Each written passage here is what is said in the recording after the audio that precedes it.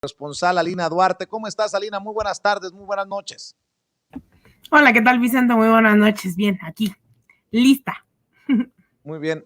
También saludo con mucho gusto a Mario Campa, economista, docente y asesor de políticas públicas, amigo de la casa, conductor de un espacio los domingos, así como Alina Duarte está de 1 a 2 de la tarde, Mario Campa está de 4 a 5 de la tarde en Sin Censura TV. Mario Campa, muy buenas tardes. Hola, buenas tardes, Vicente. Alina, los saludo con gusto. A ver, iniciemos, si me permiten, pidiéndole su opinión acerca de estas declaraciones. Una victoria contundente, dice Mario Delgado, y por más que duela que el Movimiento de Regeneración Nacional, que la coalición Juntos Hacemos Historia haya perdido alcaldías, haya perdido la mayoría en el Congreso de la Ciudad de México, pues creo que los números le dan la razón, salvo que tú hagas otro balance, querida Alina Duarte.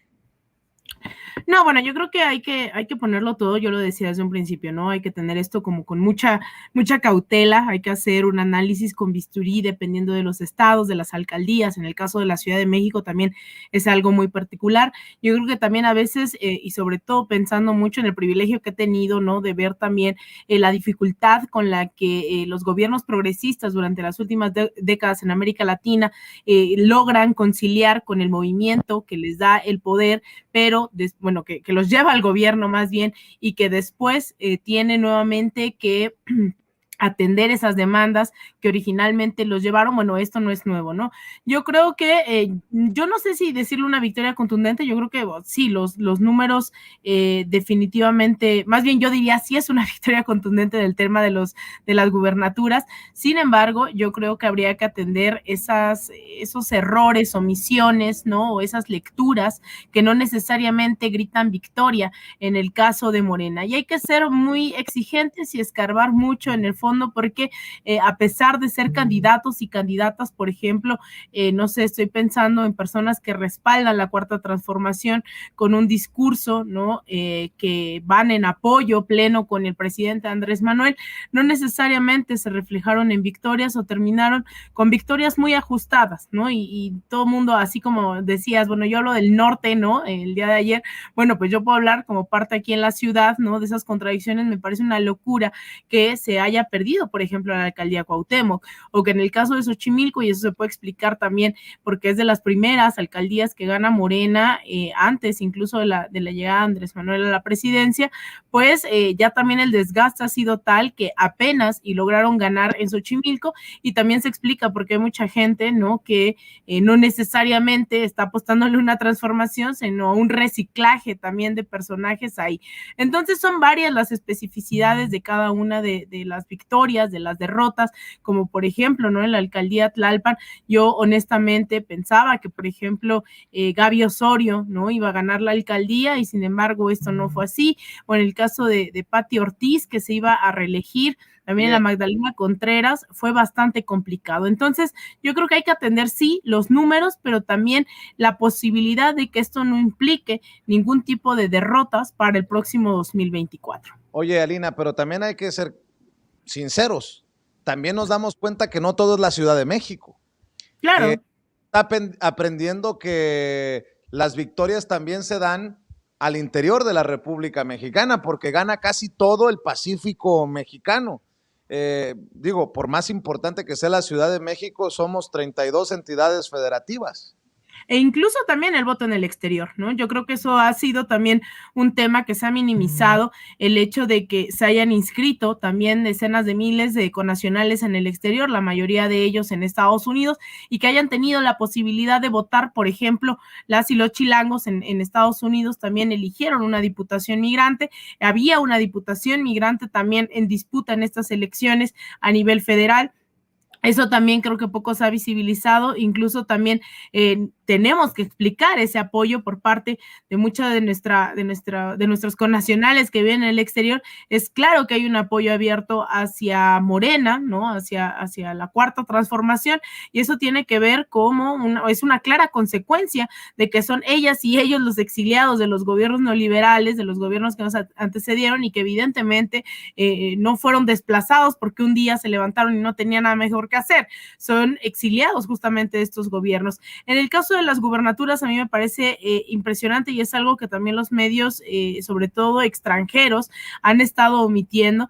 Ayer tomaba yo un taxi aquí en la Ciudad de México y de repente la narrativa de todos los Loret de Mola, de todos ellos, es una pérdida catastrófica, ¿no? La gente ya no apoya al presidente Andrés Manuel, la cuarta transformación se ha perdido, la clase media ya está descontenta. Yo creo que eso es totalmente erróneo. Yo creo que eso es una total mentira, pensando en estas gubernaturas, pensando en que todas las encuestas, y creo que es parte del balance, que si bien las encuestas señalan que Andrés Manuel López Obrador tiene más del 60% del apoyo de la ciudadanía, también eso se explica como que a lo mejor están de acuerdo con el gobierno, o más bien están de acuerdo con el gobierno, pero no necesariamente con partes del partido, ¿no? Entonces son lecturas múltiples. Sin embargo, lo que hay es un crecimiento por parte del gobierno de la llamada cuarta transformación en los estados. Hay una descentralización, pero también hay que tener cuidado, ¿no? Por ejemplo, en Quito, en Ecuador, en las últimas elecciones, el movimiento correísta perdía la capital, ¿no? Y eso, dentro de estas lecturas, era el creer y tener la confianza de que se pierde, ¿no? Algo tan central como la capital, y que también aquí no nada más es Morena sí o Morena no. El tema de la capital es todas las muertes que costó en su momento fundar el PRD, que hoy es más derecha que nada y que contribuye a este clima, ¿no? De violencia, pero, o sea, perder estas conquistas históricas más allá de algo territorial, más allá de alcaldías, también es simbólico, ¿no? Entonces yo creo que es un buen momento de hacer un llamado a la reflexión de los errores, pero no caer en estos discursos, estas narrativas de los grandes medios en donde dicen ya todo está perdido y ya vamos a agarrar nuevo rumbo para no ser Venezuela, ¿no? Eso tampoco. Derrota a Morena. Creo que tú tienes otros datos, querido Mario Campa, sobre todo en Sonora.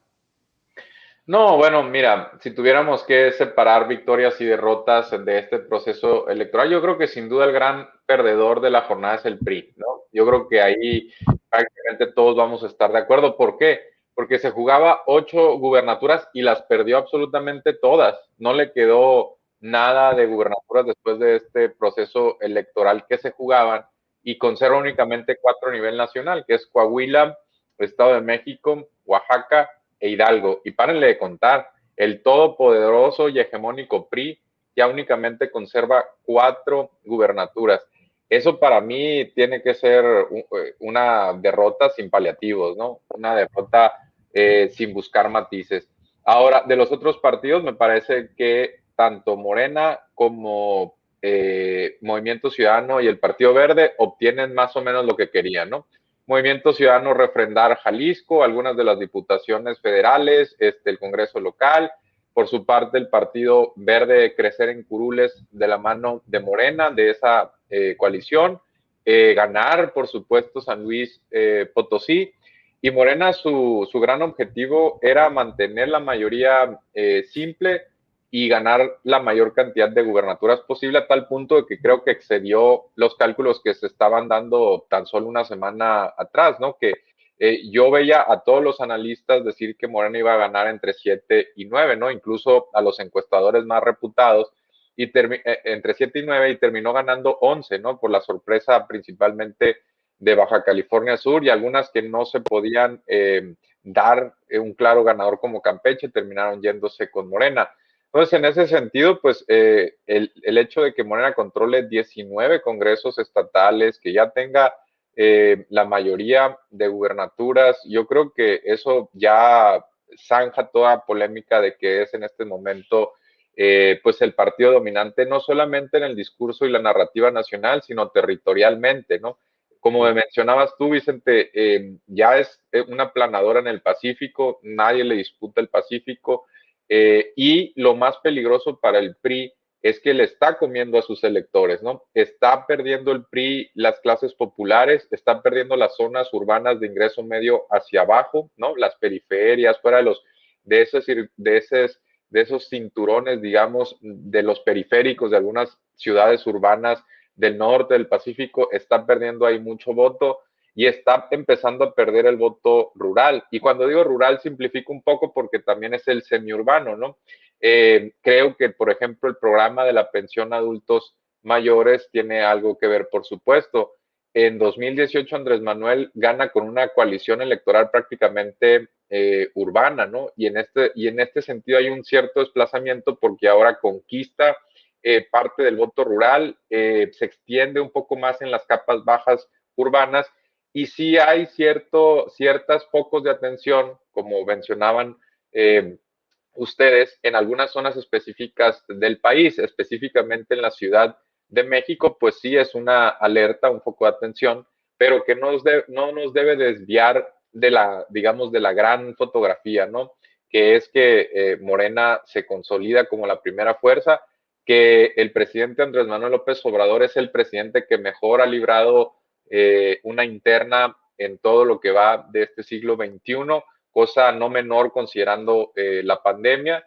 Y bueno, que el PRI, sobre todo Morena, logra debilitar al PRI y la orilla en este momento a que quizá tenga que repensar si quiere seguir en esa alianza, ¿no? ¿Por qué?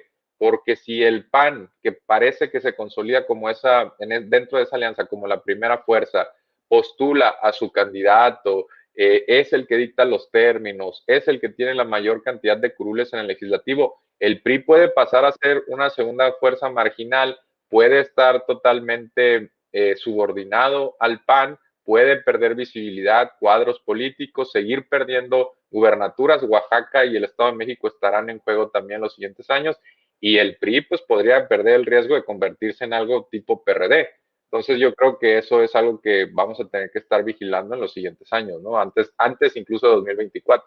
Antes de saludar en Perú a un amigo que se suma a esta mesa de diálogo, déjame hablar de el relanzamiento de la campaña Juicio a Expresidentes, Alina, Mario, porque mucho han dicho en la oposición en estos días, ganó el pueblo, escuchen al pueblo, que el pueblo, bueno, pues el pueblo se viene el 1 de agosto con la consulta popular para el juicio a los expresidentes y vale más que se escuche al pueblo cuando pida justicia hacia atrás,